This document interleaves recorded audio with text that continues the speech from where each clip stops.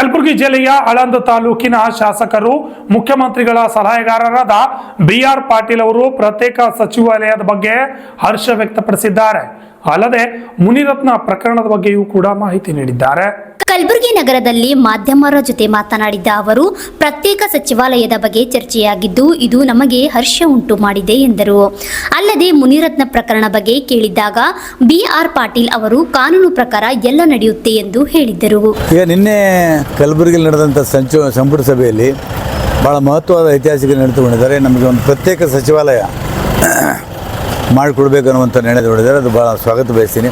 ಇನ್ನೂ ಹಲವಾರು ಬೇಡಿಕೆಗಳಿದ್ದಾವೆ. ಒಂದು ಟ್ರಿಬ್ಯುನಲ್ ಆಗಬೇಕು, ಆಮೇಲೆ ತೊಗರಿ ಮಂಡಳಿಗೆ ಶಕ್ತಿ ತುಂಬಬೇಕು, ಆಮೇಲೆ ಇಲ್ಲಿ ಶಿಕ್ಷಣದ ಬಗ್ಗೆ ಹೆಚ್ಚಿನ ಗಮನ ವಹಿಸಬೇಕು, ಶಾಲೆ ಕಾಲೇಜುಗಳಾಗಬೇಕು ಅನ್ನುವಂಥ ಮತ್ತು ಅಂತರ್ಜಲ ಹೆಚ್ಚಿಗೆ ಆಗಬೇಕು ಅನ್ನುವಂಥದ್ದು ಬೇಡಿಕೆಗಳು.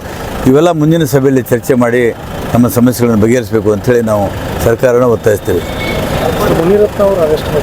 ಮುನಿರತ್ನ ಕಾನೂನು ಪ್ರಕಾರ. Bureau report RJ32 news Kannada, Kalaburagi.